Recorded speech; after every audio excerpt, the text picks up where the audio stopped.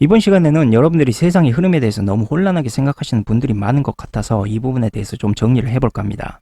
물론 경제, 사회, 정치 다 좋습니다. 그런데 그것보다 중요한 것은 바로 자신이 처해 있는 현재의 위치를 깨닫고 각성하는 것이죠.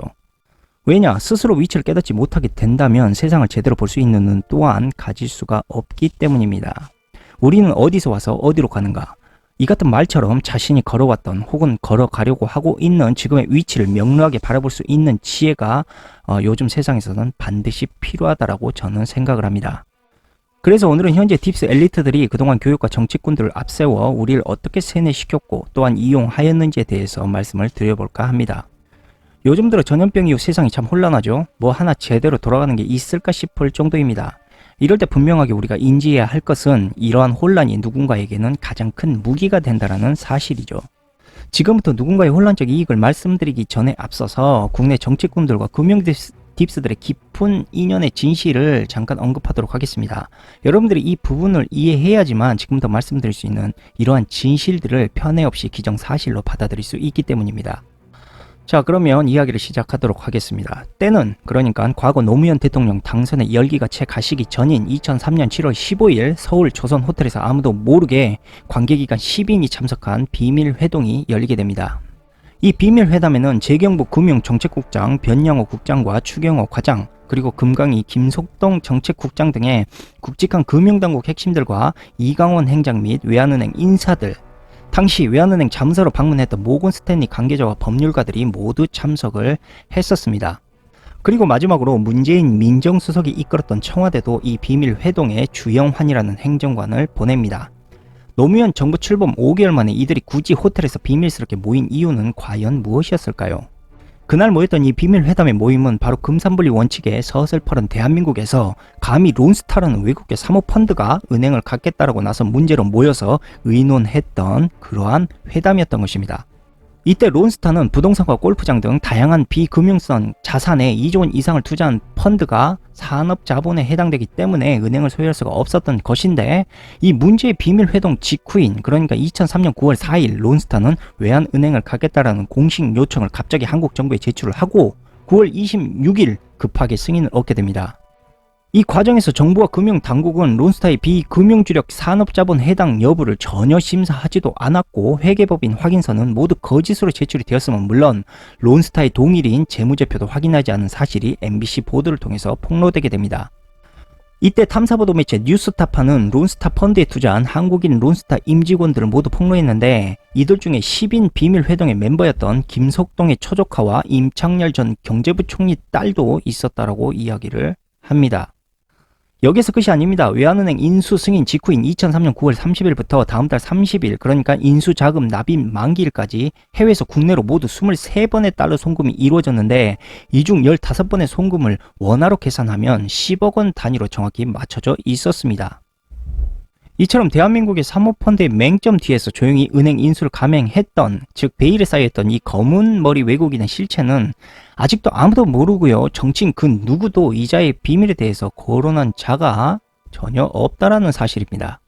과거 이 비밀회담에 모였던 몇몇의 정치인과 해당 금융 관계자들은 외환은행의 국제결제은행 비율을 멋대로 조작을 해서 멀쩡한 국내 은행을 부실 금융기관으로 몰고 갔던 것은 물론이고, 그 은행들을 론스타가 정부의 아무런 제재를 받지 않고 소유할 수 있었다는 것은 과히 충격적인 사실이 아닐 수가 없었습니다.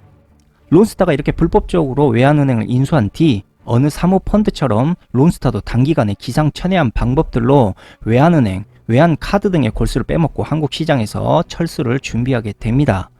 그때가 바로 2006년 1월 21일 사모펀드의 엑시트, 즉 인수기업 매각 시점 이후 3년을 넘기지 않는다라는 사실을 증명하듯 론스타는 3년 안에 외환은행 매각 추진을 발표하게 됩니다. 이를 두고 시민사회와 노동계는 정치권과 금융당국이 서로 합작해서 약탈 자본과 결탁한 초대형 먹튀 사건으로 규정을 하면서 투쟁을 하기 시작을 했고, 검찰이 론스타 게이트의 수사에 직접적으로 나선 것도 바로 이 시점부터였습니다. 그 여파로 인해서 같은 해 6월 비밀회동 멤버였던 변영호 전 국장이 구속이 되고 김석동 등에 대한 검찰 조사도 함께 시작이 되면서 투기자본과 정부 간의 유착 혐의들이 노골적으로 드러나기 시작을 합니다. 론스타 사건으로 한참 정신이 없던 이 상황에서 권력은 노무현 정부에서 이명박 정부로 2008년도에 넘어가게 됩니다. 이로 인해서 노무현 정부 후반기부터 외환은행을 인수하려고 했던 HSBC가 갑자기 2009년 가을에 인수를 포기하게 되고, 하나은행이 알 수 없는 검은머리 외국인과 함께 권력을 등에 업고 외환은행을 인수를 합니다. 그리고 론스타의 강제 매각 이 사건은 2012년 모두 작업이 끝나게 됩니다. 론스타 탈출기의 하이라이트는 노동계와 시민사회가 분명한 론스타의 불법적 지분 매각에 대한 부분을 요구했음에도 불구하고 정부는 그것을 침묵했다라는 것, 그리고 분명히 국부 유출을 막으라고 정당한 요구를 이 노동계와 시민사회가 이야기했지만 금융위원회에서는 론스타의 손을 들어주면서 그 어떠한 처벌도 진행하지 않았다라는 사실입니다. 이러한 사례는 론스타뿐 아니라 맥퀄리 등 즉 사모펀드로 대표되는 약탈 자본들이 해마다 외환위기 이후 한국 사회를 무대로 벌인 그러한 범죄적 행적이었고요. 또한 이러한 실체가 저들의 공모자들에 의해서 상세히 드러나게 된 것은 물론 이들의 약탈 수법과 여기에 가담한 정치꾼들이 서로 합작해서 만들어낸 거대한 쇼였다라는 것이죠. 론스타는 분명히 노무현 정부 출범 직후 정부가 열어준 금융시장의 정문으로 당당히 들어와서 이명박 정부가 끝나기 1년 전 당당히 다시 정문으로 걸어 나갔습니다. 그 뒤에는 정부와 정치꾼들 그리고 금융위원회가 이 론스타를 지지하고 있었다라는 사실이죠. 당시 이명박 정부는 금융위원회의 징발적 매각을 결정하라라는 시민단체와 노동계의 요구를 모두 무시하고 검은머리 외국인이 직접적으로 조정했던 하나금융으로부터 5조 원의 인수 대금을 챙겨갈 수 있도록 론스타의 탈출을 도왔던 것입니다. 그것도 모자라서 론스타는 한국 정부의 방해로 매각이 늦어졌다면서 5조 원이 넘는 손해배상을 더 청구하고 현재 이 싸움이 계속 진행 중에 있습니다. 결국 론스타는 외환은행 인수 후 8년 2개월 동안 키코 같은 고위험성 파생 상품을 예금자들에게 팔아치웠고 그 여파로 인해서 수많은 중소기업이 도산했음은 물론 이렇게 얻은 수익을 다시 주주라는 이름의 자신들에게 고배당을 해서 주머니를 채웠습니다. 이들이 지분 매각을 포함해서 이렇게 한국에 챙긴 돈은 무려 4조 7천억 원이나 됐습니다. 그렇게 시간은 흘러서 촛불혁명으로 박근혜 전 대통령이 하야를 했고 노무현 정부의 민정수석인 문재인이 대통령으로 당선이 됩니다. 그리고 문재인 대통령이 당선됐던 그 시점, 이때 신임 대통령이 임명을 했던 초대 금융위원장 최종구, 이 사람을 국회의원 정문에서 진행되었던 인사청문회에서 정의당 심상정 의원이 론스타의 외환은행 인수 승인과 먹튀 방조를 당시 금융위로부터 어떻게 생각을 했는지 물어보게 됩니다.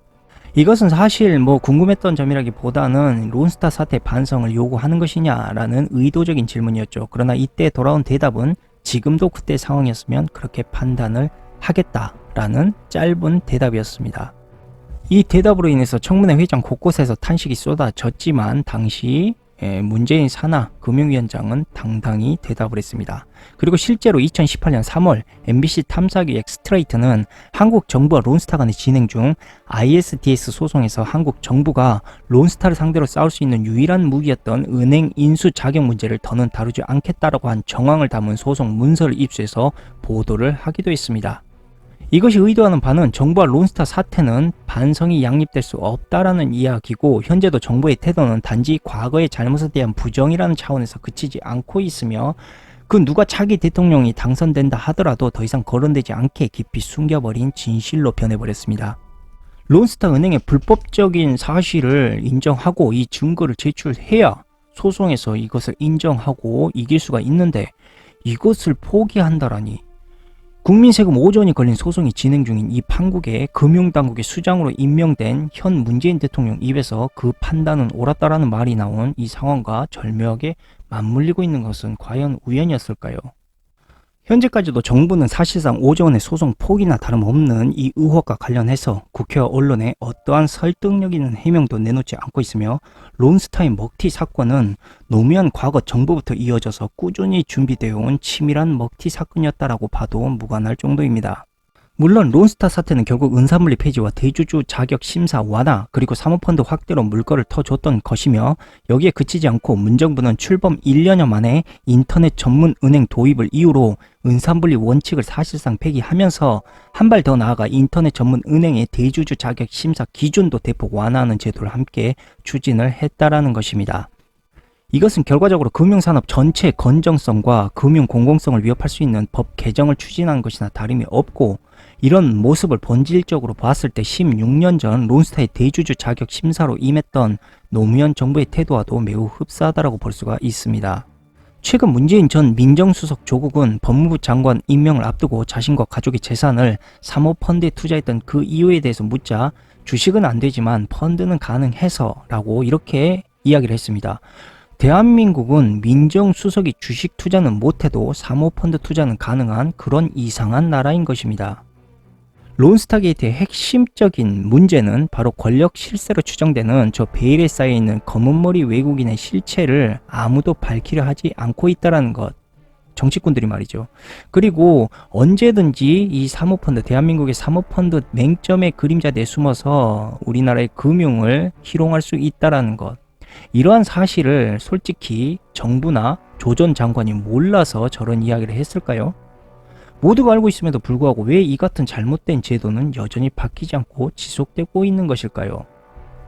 이 이야기의 핵심은 바로 정치꾼들과 그들 그림자 뒤에 숨은 금융딥스들이 언제든지 저러한 비밀 회담이라는 이상한 만남을 통해서 우리나라의 국민들의 혈세를 뽑아가고 그것을 이용할 수 있다라는 이러한 사실이 노골적으로 드러났던 것이고, 이러한 국부 유출에 따른 서민들의 고열을 빠는 상황은 과거뿐 아니라 지금까지도 끊임없이 대중들의 혼란을 무기로 만들어서 엘리트들과 정치꾼들이 자신들의 유착 관계로 저것을 반복적으로 일으키고 있다는 사실입니다.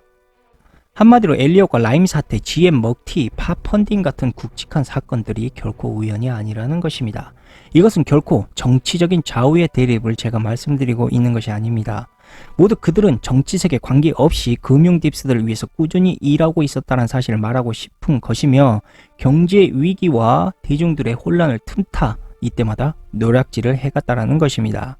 론스타 사건은 2002년 김대중 정부 말에 시작이 돼서 노무현 정부 때 저질러지고 2012년 이명박 정부에서 일단락됐다라고 말들 하지만, 사실 결과적으로 이들 모두가 저질렀던 공범이었고 모두 금융 딥스들을 위해서 일을 했다라고 해도 틀린 말은 아닌 것입니다. 지금 실제로 벌어졌던 이러한 사실처럼 지배 엘리트들은 우리가 늘 산만해지고 서로 적대시하는 것을 항상 원하고 있고, 여러분들이 산만해지고 분열되면 될수록 선동에 의해서 중심 없이 맹목적으로 무너질 수 있기 때문에 이러한 상황이 곧 부정적인 감정으로 지배하게 되고, 엘리트들은 사람의 부정적인 마음을 이용해서 언제든지 더 쉽게 세상을 지배하고 통제할 수 있고, 그때마다 금융딥스들은 그 맹점을 이용해서 배부른 호주머니를 두둑히 챙겨갔다라는 이야기입니다. 그렇다면 소수의 정치 이익을 위해 국가를 전반적으로 운영 통치하는 그러한 엘리트 중 한 명이라고 여러분들이 가정을 해보았을 때, 여러분들에게 유리한 대중의 혼란과 편가르기식 분쟁을 아주 오랫동안 빠뜨릴 수 있는 가장 좋은 방법이 무엇일까? 라고 혹시 생각해 본 적이 있습니까? 당연히 정치꾼들과 그들 위의 엘리트들은 과거의 역사처럼 배고픈 대중들을 통제하기 위해서 빵과 우유를 교묘히 이용했듯이 대중들의 주의를 분산시키는 아주 현대적이며 효과적인 방법들을 조용히 만들어내기 시작했던 것이죠. 말씀드린 과거의 빵과 우유란 것은 바로 지금의 페이스북과 트위터 그리고 인스타그램에 게시된 사진이나 영상물을 통해서 자신의 존재를 표현하려고 하는 새로운 문화적 컨텐츠의 이용이었습니다. 이것을 긍정적으로 보았을 때 분명 몇몇의 대중들에게는 아주 효과적인 문화 소통의 컨텐츠다 라고 불릴 수도 있겠지만, 그보다도 몇몇의 댓글러들의 선동으로 다수의 대중들이 분노되게 되거나 격분시킬 말들을 내뱉게 만들어서 자신들의 유리한 정부의 대변 언론으로 만들기도 하고, 또한 사소하거나 중요하지 않은 사회적 분위기를 마치 위기인 것처럼 부풀려서 언론은 대중의 분열과 충돌을 의도적으로 부채질하고 있는 이러한 상황으로 더 크게 작용을 하고 있다라는 사실인데, 놀랍게도 그 여파가 거의 폭발적으로 일어나고 있다라는 것입니다. 이렇게 복잡하고 혼란한 미디어가 그리고 SNS가 연중 무휴, 그것도 하루 24시간 단 1분 1초도 쉬지 않고 시스템이 과부하되도록 다량의 정보들을 여러분들에게 쏟아내게 된다면 과연 엘리트들은 대중으로부터 무엇을 얻게 되는 것일까? 이러한 과량의 정보의 부작용으로 인해서 사람들의 정신은 혼란해지고 산만해지면서 세상에 무엇이 사실이고 거짓인지 판단할 수 없게 되면 물론, 더 이상 사람들은 거짓 유무를 판별할 수 있는 능력을 상실해 버리기 때문에 지배 엘리트들의 약탈과 착취에 집중할 수 없게 되며 반대로 아예 관심을 끊어버리는 경우도 생겨나게 됩니다. 당연히 이 같은 상황의 문제들을 정치꾼들은 이미 알고 있음에도 불구하고 대중의 편가르기를 만들고 그것을 통해 자신들의 이익을 채우기 위해 조용히 침묵하고 있는 것이 또한 그 현실입니다. 이처럼 소수 엘리트와 산하 정치꾼들은 고의적으로 대중들의 분열을 초래하게 될 수 있는 지저분한 정치적 이슈를 SNS나 트윗, 유튜브에 이 다양한 정치적 뿌락지들을 앞세워 자극적이며 편파적인 이러한 매체를 다양하게 노출시키고 좌와 우의 정치 세력 계급을 이것으로 분리시켜서 대중들을 더욱더 정치적으로 혼란하게 만들고 또한 싸우게 만들어서 그 힘이 분열될 수 있도록 일부러 조성을 하고 있는 것입니다. 당연히 정치 세력에 반드시 필요한 프로파간다에는 결코 중도가 존재해서는 안 됩니다. 왜냐? 중도는 자칫 서로의 정치 철학을 이해할 수 있는 이타심을 불러올 수 있는 위험성이 있기 때문이고 정치꾼들 자신들의 무능력함도 함께 드러날 수 있기 때문입니다. 이처럼 소수 엘리트들과 정치꾼들은 얄팍한 정치 성향을 이용해서 사람들에게 정치 뿌락지들의 미디어를 통해 선동 세뇌시키고 대중들을 분열시켰으며 정치적 세뇌에 빠진 사람들은 자신들이 정치인의 주인이라는 것도 망각한 채 그들을 위해서 피토하게 대변하며 오직 좌와 우의 두 가지 이분법적인 색안경으로 모든 것을 판단하고 분별하기 시작합니다. 한마디로 지금 일어나고 있는 모든 대중 분열의 현상은 소수 엘리트들과 정치인들이 대중의 눈을 멀게 하면서 자신들의 기득권을 얻기 위해 서로 경쟁하고 싸우게 만드는 것이며 정치인들은 민심 따위와는 아무런 관심이 없이 오직 자신들의 표심을 얻기 위해 대중을 자신들의 의도대로 분열시키고 조종하고 있는 것입니다. 그렇기 때문에 정치꾼들은 누구보다 잘 알고 있습니다. 대중들을 분열시키는 가장 좋은 촉매제는 자신들의 정치 철학과 립 서비스적 공약이며 이것을 통해 대중들은 쉽게 갈라지고 영원히 분노 속에서 대립할 수 있다는 사실을 말이죠. 매스미디어 역시 이 같은 사실을 대중들에게 숨긴 채 결국 정치적 세력을 분열하는 데 일조를 하고 있고 정치적 분노에 눈을 뜬 대중들에게 실제로 일어나고 있는 거시적인 현실을 제대로 판단하지 못하게 완전히 왜곡한 채 모든 원인을 항상 정치 놀이판으로 해석해 돌려버립니다. 사실 우리가 알고 있는 정치꾼들은 그들의 권력이 결코 대중으로부터 나오는 것이 아닙니다. 또한 이상할 정도로 현대 정치꾼들이 많은 미디어와 신문, 이 같은 일면에 장식되는 이유도 엘리트들이 대중들의 눈이 오직 정치인이라는 광대들에게 쏠리게 만들기 위함이었던 것이고 지금의 세상을 대중들이 오직 정치인의 추태만을 보면서 모든 것을 판단하기 위해 만들어진 일종의 트릭이었습니다. 당연히 소수 엘리트 산하의 정치꾼들과 대통령들은 자신들의 돈과 명예를 지키기 위해서라면 대중의 노리개, 즉 광대가 되는 것을 결코 주저하지 않습니다. 오히려 그것을 즐기고 있는 것인지도 모르겠죠.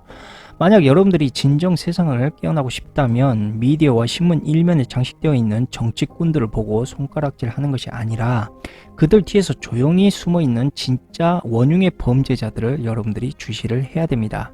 한번 깊게 생각을 해봅시다. 종교 갈등, 민족주의, 페미니즘, 인종차별주의, 현재 다각적으로 일어나고 있는 이 모든 문제들, 그 미심적인 사상의 실체가 그리고 변화가 분명히 존재하고 있는지 또 이러한 문제를 긍정적으로 검토하면서 개선하려는 구체적인 세력이나 단체가 있는 것인지 당연히 존재할 리가 없습니다. 그리고 정치꾼들 역시도 개선할 의지가 없죠. 왜냐? 이것은 모두 여러분들을 분열하기 위해 엘리트들이 의도적으로 만든 즉 대중 분열의 하나의 시스템이기 때문입니다. 아니 오히려 그들이 대중을 분열시킬 수 있다면 돈까지 아끼지 않으면서 오히려 더 갈등을 만들어내려고 할 것입니다. 그러니까 현재 우리가 보고 있는 극단적 페미니즘, 종교 갈등, 민족주의 이런 거는요 모두 결국 따지고 보면 정치권 대립에서 튀어나온 결과물들이고요.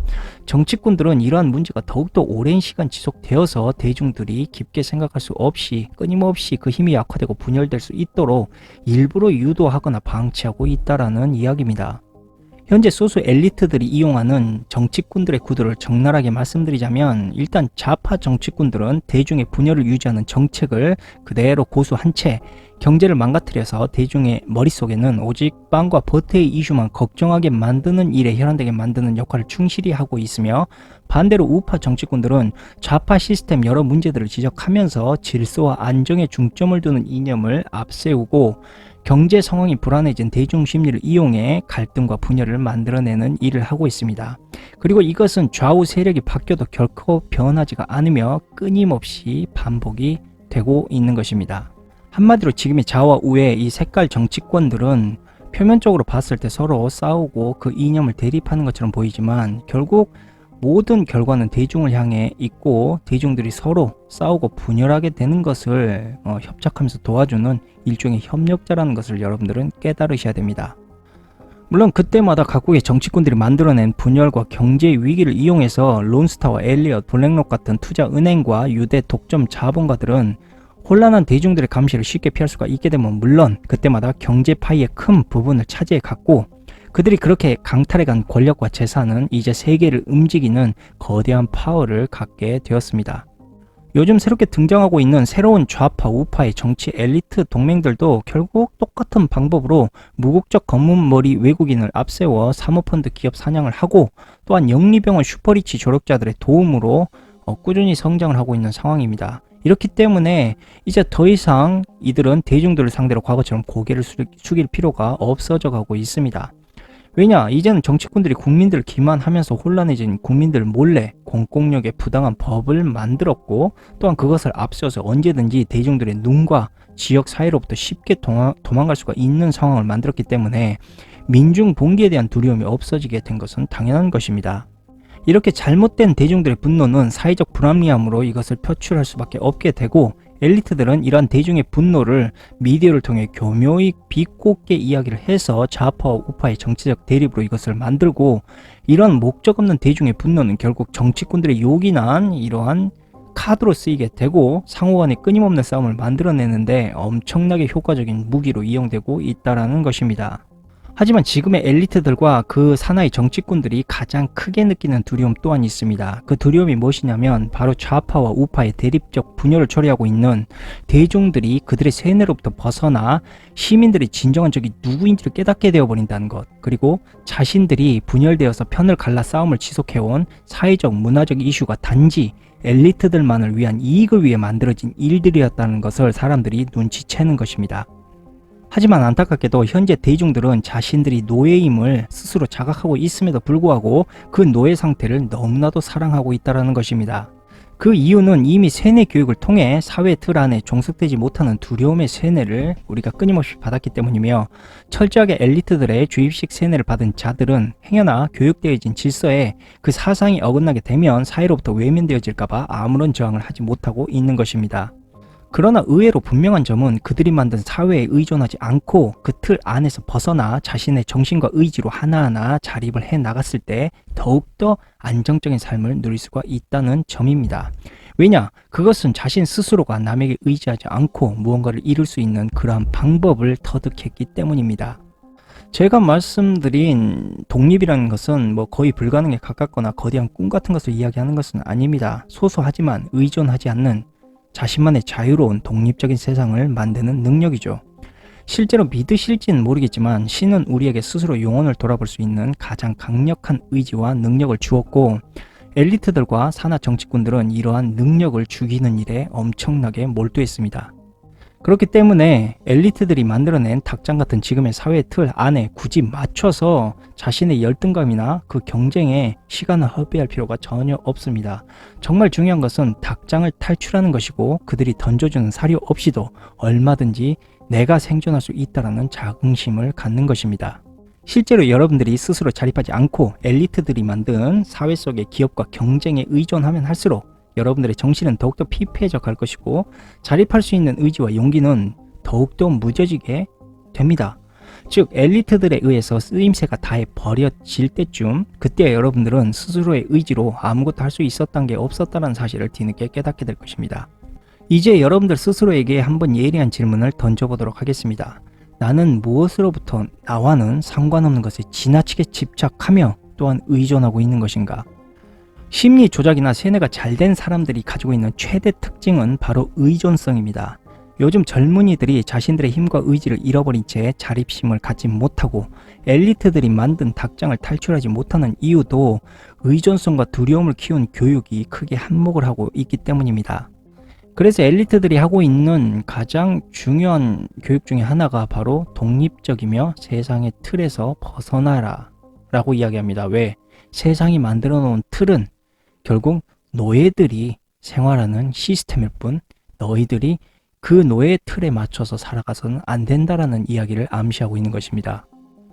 이것이 의미하는 바는 현재 대중들이 겪고 있는 강한 의존성, 이것이 주로 우리가 배우고 있는 주입식 교육의 세뇌로부터 흘러나온 것이 그 다수이고, 사회에 의존하지 않는 인생과 미래는 모두 망가져 버릴 것이다 라는 왜곡된 두려움 역시도 모두 이 교육을 통해서 생겨나게 됩니다.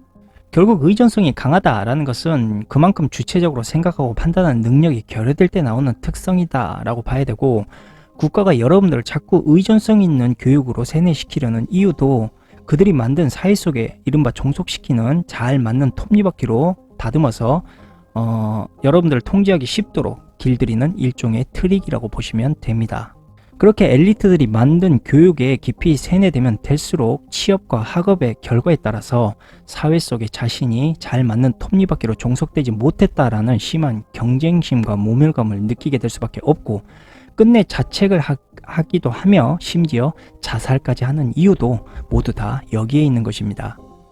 물론 정치꾼들은 분명 이러한 교육과 사회적인 결함이 있어서 생긴 문제임에도 불구하고 그 모든 책임을 대중들에게 돌린 채 자신들의 이익을 위해서 그저 침묵하고 있을 뿐입니다. 그러므로 지금 당신이 느끼고 있는 막연한 미래에 대한 걱정과 두려움은 결코 우연이 아닙니다. 엘리트들이 교육을 통해 만든 또 하나의 무의식의 세뇌였던 것이고, 결코 그것은 당신의 온전한 생각이 아닙니다. 하지만 안타깝게도 사람들은 충분히 자신의 힘으로 작지만 원하는 것을 그려내고 또 그 힘을 보태서 더 큰 파급력을 만들어낼 수 있는 능력과 의지가 충분히 있음에도 불구하고 현대 교육을 통해서 절대 그러한 사실들을 대중들에게 가르치지 않고 오히려 이 엄청난 능력을 잘못된 교육으로부터 오히려 사장시키고 있습니다. 사람들의 다양성만큼 그 능력 또한 다양함을 가지고 있음에도 불구하고 엘리트 산하의 교육계가 오직 기술이나 능력이 아닌 공부라는 하나의 기술에만 매달려 편파적으로 평가하고 있는 것 역시도 사람들의 다양성을 죽이고 더 통제하기 쉽도록 획일화시키고 있는 것입니다. 보시는 것처럼 지배 엘리트들은 그들이 만든 세뇌 교육을 통해 대중들을 자신들에게 의존하게 만들고, 정치꾼들은 이러한 대중들의 산만함을 이용해서 그들이 만든 덫에서 결코 빠져나오지 못하게 서로 끝없이 분열시켜서 싸우게 만듭니다. 교육은 어디까지나 우리가 부족한 지식을 얻기 위해 배우는 것, 그 이상도 이하도 아닙니다. 지금처럼 혹독하게 경쟁시키고 이것이 모든 인생을 좌지우지할 정도의 그러한 값어치가 없다라는 것입니다. 하지만 지금의 교육은 너무나도 왜곡되어서 사람들의 인생을 통제하는 도구로까지 현재 발전이 되고 있고, 그들은 그것을 요긴하게 이용하고 있습니다. 우리가 올바른 세상과 경제, 사회 통찰력을 키우기 위해서는 무엇보다 세상을 바라볼 수 있는, 그러니까 의존하지 않는 자립적인 판단력과 생각, 그리고 자기 자신 본래의 색깔을 찾는 것입니다. 이제 지긋지긋한 정치꾼들의 색깔론과 편가르기에 이러한 장막을 벗어나서 이 더러운 정치꾼들의 뒤에서 조용히 움직이는 음흉한 엘리트들의 장난질로부터 슬슬 깨어나야 될 때가 아닌가 하는 말씀을 전해드리면서 오늘 방송은 여기에서 마치도록 하겠습니다. 감사합니다.